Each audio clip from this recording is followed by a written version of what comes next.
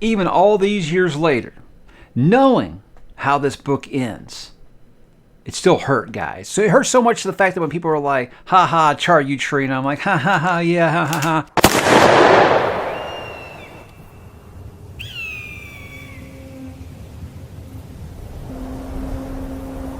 It starts here. From its field of roses, the dark tower cries out in its beast voice. Time is a face on the water. Those in the grip of a strong drug, be it heroin or true love, often find themselves trying to maintain a precarious balance between the secrecy and ecstasy as they walk the tightrope of their lives. Keeping one's balance on a tightrope is difficult under the soberest of circumstances. Doing so while in a state of delirium is all but impossible. True love, like any other strong and addicting drug, is boring. As with any other strong drug, true first love is really only interesting to those who have become its prisoners. And as is true of any other strong and addicting drug, true first love is dangerous. And now, all these years later, it seemed to him that the most horrible fact of human existence was that broken hearts mended. If it's Ka, it'll come like a wind, and your plans will stand before it no more than a barn before a cyclone. Fools are the only folk on earth who can absolutely count on getting what they deserve. Disappointment was never a thing you looked for, but it had a wonderful way of clearing the mind. And like the scorpion said to the maiden as she lay dying, "You knowed I was poison when you picked me up." It is all right to feel fear, but sometimes a very bad idea to show it. Panic is highly contagious, especially in situations when nothing is known and everything is in flux. But the devil you know was always preferable to the devil you didn't.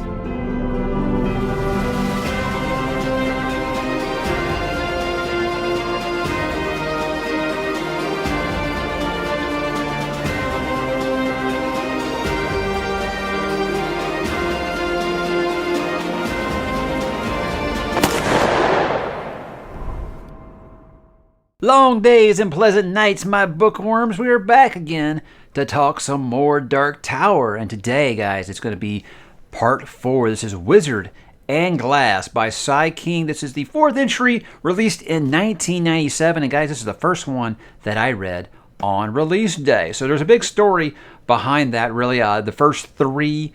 I read the first 3 mass market paperbacks real fast leading up to the release of this, and I was hooked. And this was a story I think that was very divisive when it came out. And over time, it has kind of, legacy has only kind of, the arrow's been pointing up, I think, over time. But I'll get into that stuff as we go along here, why this one has really become a fan favorite and why I think that that is. But guys, how did it feel on a reread? That's what we're going to talk about today, as well as the Multiverse Connections and things like that, guys. But before we do, let's begin with what is this book about? Now, Roland, Eddie, Susanna, Jake, and Oi have their final confrontation with Blaine the Mono, only to find themselves stranded in an alternate version of Topeka, Kansas, one that has been ravaged by a population-ending virus. While following the deserted I-70 towards a distant glass palace, they hear a squealing of a thinny, a place where the fabric of existence has almost entirely worn away. While camping near the edge of the thinny, Roland tells his Ka-tet a story about another thinny, one that he encountered when he was little more than a boy.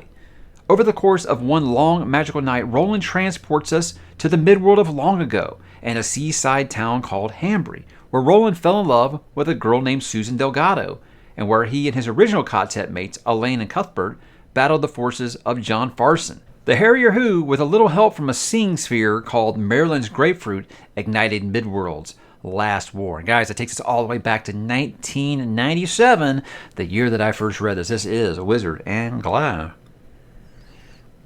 Now, when we get into what makes it good or bad with this, guys, this is going to be an interesting conversation because I feel like it is very, very divisive still, especially to first-time readers, and we're going to talk about it. So, obviously, what makes it good for me, guys?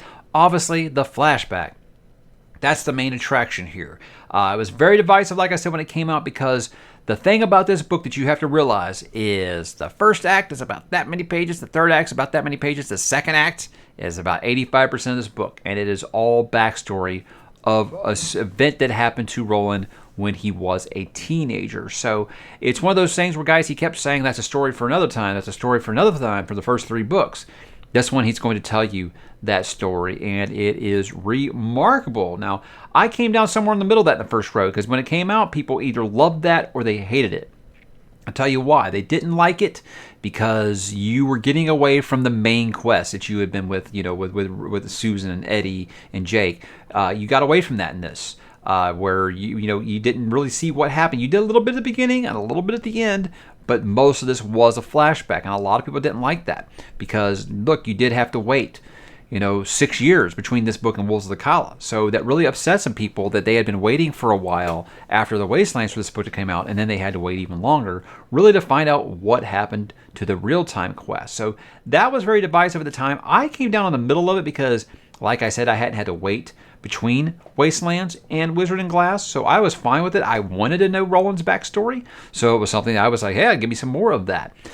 But then after that, guys, I had to wait 6 years for Wolves of the Kala, but we'll get into that when I get into final thoughts here. But on this reread, guys, I gotta say, I think it is amazing. So I liked it the first time. This time, thought it was absolutely incredible.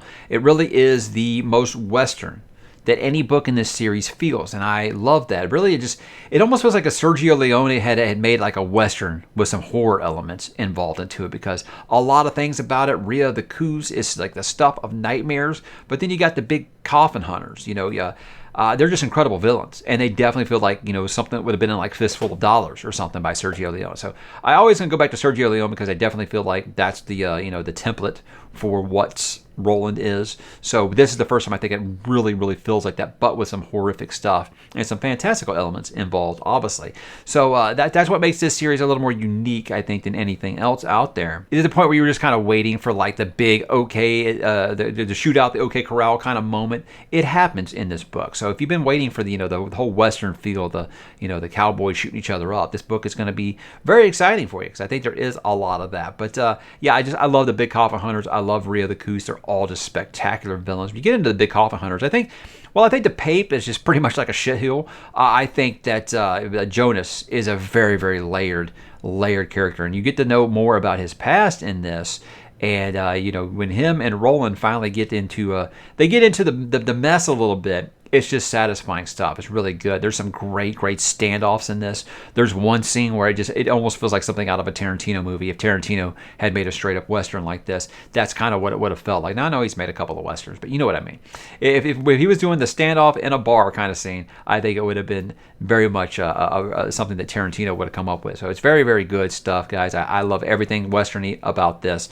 But you're looking for action. I think you'll get it here, even though you are dealing with basically an entirely new cast in this one. But I gotta say, the romance is surprisingly good. In my memory, I wasn't sure how I felt about it, because I remember the time being like, I remember the ending. It cut me some. Obviously, being this age, you get older, you get somewhat more hopelessly romantic, I think, maybe. And I think it's handled pretty well here. I know that a lot of people will have a problem with kind of love at first sight. That is something that I've complained about in my past, but I do think about when you're a teenage boy, you can fall in love like it doesn't take very much, and it shows very much here with Susan and Roland, because you think that she just probably wants to get out of this town. She knows everybody here, and obviously you got this sexy new stranger in town. It's going to be easy for her to fall in love, and Roland's probably the first time he's seen a girl this beautiful in his life, so you can see it happening that quick. So I really buy that. But the dialogue is really good between them. The love scenes are just beautiful. They really are written very, very well. You kind of see this where he was laying the ground for what he would eventually write in 11/22/63. I really do think it feels like that, kind of like the star-crossed lovers kind of thing. So he does that very, very good. So I think that you'll be happy with that. But one of the biggest things for me here is, first 3 books, he's always mentioning Elaine and Cuthbert. And you always want to know what was the deal with this. Well, you get to find out in this one. And I love these characters. I love Cuthbert. I love Elaine. There's very much some tie-ins to the greater multiverse with some of those characters. He always talks about how Eddie reminds him of Cuthbert. And you see why in this, because Cuthbert's very, very funny. Elaine is very tactical. Let's put it that way. He almost feels like the dad in a lot of the things when it comes to when some of the boys are just acting like fools, he'll be the one who kind of be like the dad in the room. So I love those characters. And even though it's a flashback, guys, this whole thing, even though it's a flashback, it's very important to what's coming in the series the rest of the way. There are parts in here where I'm like, bookmark that, guys, because that's going to come into play later, especially when we start dealing with the Maryland's grapefruit there. So, yeah, so very important. I know some people are kind of like, is this one of those I could skip because, it's a backstory? No, I think you need to know this stuff. So I don't know why anybody would want to skip that. But, there's people who ask me if they can skip Gunslinger, for God's sake. So, with all things with this series, guys, read it all. It's all important. It all makes sense in the end. But one of the coolest things is you finally get some more revealed about the Man in Black, finally. You get basically you get confirmed things that you might have thought, or some things debunked that you might have thought about him. But it does tie into the multiverse as a whole. And one of the things that I think that when it happened, I was just like, yes, I knew it. So you might be there and you might be like, whoa, when you actually get to it. And that really depends on if you've read other things outside of the Dark Tower. You also get your first mention of Black 13 and all of these basically these seeing stones. Make it think of like the Palantir from Lord of the Rings, the lost seeing stones, kind of something like that. But you kind of get some mentions of stuff that's going to lay the groundwork for what's to come in books 5 through 7 here. The real-time quest does remain good. It is very short-lived in this one, but it is still very good. The resolution with Blaine the Mono is not going to satisfy everyone. I really, really liked how it happened because it gave Eddie a character arc that I felt like was time for him to get. So if you think of Wastelands and in the first act of this book, Eddie is almost like, he's arrived. He's the guy that we all knew that he could be. And someone who just loves Eddie, I love to see it, really. But everything you think about Eddie might kind of get turned around in this one because he does some really cool things in this. But I think what they find inside the Glass Palace is going to surprise you quite a bit, and it sets the stage for what's to come in Wolves of the Calla. So I like all of the real-time stuff as well as the flashback. And guys, it's a big old thick book, and you will just breeze through it once you get used to that you are getting introduced to a whole new cast basically in this one. That kind of takes me to the not so good, the bad. I didn't necessarily find these bad. These might be some things that bother you. I'm not sure. But if you aren't interested in a backstory, this book's going to be a struggle for you because, like I said, about 85% of it is a flashback and has nothing to do with what we went through in books 1 through 3 after that resolution with Blaine. So that's going to be something that you might struggle with. I just want to tell you it's worth it. It's worth it. Put in the time. Just pretend that you're reading a new anthology. You're reading about young Roland, and just know that the real-time quest is going to resume. You don't have to wait 6 years between this book and the next one like I did, so you're going to be fine. Like I said, it does pretty much introduce you to an entirely new cast, so if that's something that bothers you, you're going to struggle, but I implore you to stick with it. It's going to be worth it. Another thing is I think this has to be the most grim of the Dark Tower books. There's going to be some things that really upset you. Now, if you've read like grim dark fantasy, I think you're going to be fine. But there would be some things that people were just like, that's just way too dark for me. I can't handle that. There is sexual assault and hitting of women in this, and it's going to be rough for some people to read. I don't think it's like as bad as something like Malazan or something. I don't think it kind of gets quite there. But there are some things that are uncomfortable. And I think that the word that I use was Stephen. When you're reading a Stephen King book, you got to expect to be a little uncomfortable sometimes. So, those are things that I think you would be ready for. But, if the sexual assault stuff does make it where some people have to nope out. But, I just want you to know it is there.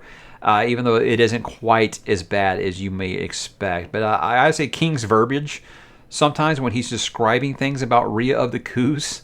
I find it funny, but you might find it horribly disgusting. If you just know how King writes, you'll be okay with it. But I have seen it bother some people. But let's move along to, guys, why I think you should read it. As always, when I get this deep into a series, I got to say, if you've made it this far, there's no reason to turn back now. You've made it this far. Keep going. This is the midway point. If you've been frustrated every time Roland says, oh, that's a story for another time, you're going to be happy here because you're going to get to find out what he means by those things. Now, there is still a big blank space. This isn't the usual King running through someone's life. This is literally just like months in the life of young Roland here. So you're still not getting all of your answers, but you're getting some of the more cryptic stuff that he's been talking about the first 3 books. You get those answers here. And I think if you're okay with the midpoint of the journey being kind of like the deep breath before the plunge, this is kind of like, okay, we went through all this crazy stuff. let's slow down, take a breath, hit the story, and then we'll get back to our main quest. It's kind of like when the X-Files would have like this big mind-blowing episode, and then they would have like a monster of the week that made no sense the next week before they got back into the conspiracy stuff. I kind of make me think of that. So if you are okay with just taking a quick breather, and I don't want to say quick because it is a long book, guys, but you get a really good story in that point. And I think it's important in this one to get to see, so with your real-time quest, getting to see important character arcs and growth with Eddie, of course, and Roland. I think Roland gets some more in there. Like, you actually see the guy's not a robot in this. He does have some emotions that he will actually finally let out. And you can tell it's very therapeutic for him to talk about these things. And I think it just continues to show that this bond that this Ka-tet has is just growing stronger and stronger to where these people absolutely love each other. They care about each other. And it's not just about the tower as much as just staying true to this Ka-tet. And I think that's a very, very important message of this story. Now, if I got some final thoughts, guys, I think my joy for this kind of diminished over the years, because it's kind of like what I've said about books 4 and 5 of A Song of Ice and Fire, in that because I had to wait so long for them, I liked them when they came out. Over time, I kind of been like ho-hum on them. I think the kind of same thing happened with this. I enjoyed it when it came out, and then I had to wait 6 years for Wolves of the Calla, to the point where when he had his accident, I was just convinced that we're not getting the end of the story. You know, that's what I had thought, because it was taking so long. This was my Dance with Dragons. This was my Winds of Winter, guys, and he's never going to finish it, kind of thing. And then he does actually finish it. So I think over time, my joy of this book kind of diminished because I was just jaded about that long wait. But on this reread, I think it's fantastic. It's brilliant to the point to where now I'm like, gosh, I don't know if I'm going to be able to pick my favorite book in this series when I'm done on this reread, because 2, 3, and 4 have all just been like flip a coin, really. They've just been so good. So I don't know. That's great. On a reread, I definitely think that this is just brilliant, especially if you're a binge reader, a first-time reader. You probably are fine with it because you don't have to wait. You can pick up Wolves of the Calla next. Look, I love Dark Tower when it really feels like a post-apocalyptic Western. And this one really does have that feel to it, all over, like I said, with some fantasy elements involved, but getting to know why Roland still talks about Cuthbert and Elaine, how close they were. I think that's very, very important here. And it showed very well how much this trio went through some hell together, and they came out through on the other end. And I think it's very, very important for us as the reader to know this. And I gotta say, guys, the ending of the flashback has 2 moments that are some of the most painful stuff that King has ever written. Just some devastating character stuff to where you're gonna, if you leave this thinking that Roland might be the most damaged character that King has ever written, you'll be right. I really do think it goes to show why he's, can be considered a robot sometimes, because he's just blocked off his emotions, because the boy has been hurt. The boy has been hurt bad. And just when you think it can't get worse, it gets worse. So, there we go, guys. That is kind of how I feel about it. So I'm going to move on to Multiverse Connections here, guys. And I want you to know this can be kind of spoilery. So if you don't want anything else in the multiverse spoiled, I'm not going to spoil anything in Dark Tower. Don't worry. But if you don't want some things in the greater multiverse spoiled, I say pull back now. I don't think I'm going to ruin anything for you. They are very much Easter eggy things, but I got to talk about them. I'm going to begin with the Mist. Now, when you talk about the Thinny here, obviously with the Mist, what the Thinny is kind of like a breakdown between one world and the other one. And in between is this thing called Tadash Space. And Tadash Space is basically like, you're talking about like limbo between the 2 worlds, and sometimes something can get stuck in there. You think about like the creatures from the Mist that come through into the other world. They are from Tadash Space. You think about Pennywise Deadlights. Those are from Tadash Space. So it's something that gets very, very deep. 11/22/63 also dealt with it, but that one was unique because it was a rip in time and space, whereas most of this is just a rip in space between the 2 realities. So 11/22/63, that one's never really been quite confirmed, but constant readers are very much convinced that is a Thinny. It's something that has showed up in several stories now, so that is always really cool. But the big ones here, guys, are from The Stand. This is you want to call this a spiritual successor to the Stand. I think it might be. You get your confirmation that the Man in Black is indeed the Walking Dude, Randall Flagg. You get that confirmation here. He uses the name. He's got the buttons and stuff that the Walking Dude is using in the Stand. So that's very, very cool. That was one of those things I always suspected. Obviously at the end of Wastelands, when you got the character being like, "My life for you," I think anyone who read the Stand was like, "Oh my God, this is the same guy." So, getting to speculate that and not having to wait for that long was really, really cool. But, the wait would hit me after this book. But that was really, really awesome. The Topeka, Kansas that they show up in, the alternate reality, I got to assume it's the one from the Stand because the superflu has eradicated this area. And it's kind of debatable because you started getting onto that things of like, well, how many different levels of the tower? How many different reality? How many different other worlds are these? Well, that's a conversation you could. I'm not assuming that the superflu hit just one reality here. There's so many parallel realities where they're very, very similar. As something as simple as your gun handle looking a little different. That could be like the only thing that's different between two worlds. So you get really deep when you scrape into that. But I want to assume that it's the same one. But the fact that they answer that, because when you get into the multiverse, people being like, wait, how can this all be connected? Because you look at the Stand, there's no superflu in any of these other stories, and this kind of explains that, about, hey, there are other worlds and these are different realities, and we aren't always necessarily in the same one. So, yeah. Good questions to keep asking. Your brain starts to hurt a little bit, like you're reading Dark Matter or Recursion by Blake Crouch or something, where you're like, I get it, but it hurts my head to think about it a little. But also there's that note that was found on the windshield in Topeka with you're talking about Mother Abigail from the Stand. I want to assume that is from Nick Andros. He was the deaf mute in the Stand who's always writing everything on notes. I want to assume that's from him. But again, I don't remember Nick going through Topeka in that book, but he might have. I don't remember. Read the Stand, 3 or 4 years ago, so it's hard for me to remember exactly. But again, it can always be different worlds in these. Now, this one is just kind of my speculation. I'm going with The Shining.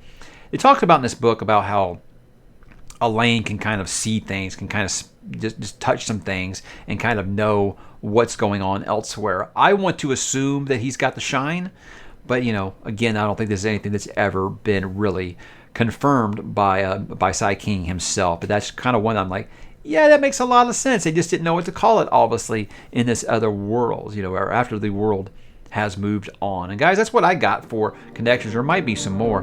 That's just the ones that I'm thinking of off the top of my head. So I really enjoyed this on the reread, and I hope that you guys did too. We're starting Wolves of the Kala on the 19th of May, and we're going to do the 19th for each book the rest of the way. So the Into the Multiverse stuff is not on hold. It's just the Dark Tower stuff is being pulled forward. I'm going to be doing the Dark Tower stuff before I go back to my next edition of Into the Multiverse in the publication order, which would be Rose Matter. So all I'm doing is moving forward Dark Tower, and then I'll get back on that old schedule, because I know people have been asking about it. So guys, have you read Wizard and Glass? What did you think? Drop in the comments and let me know, and I will talk to you there.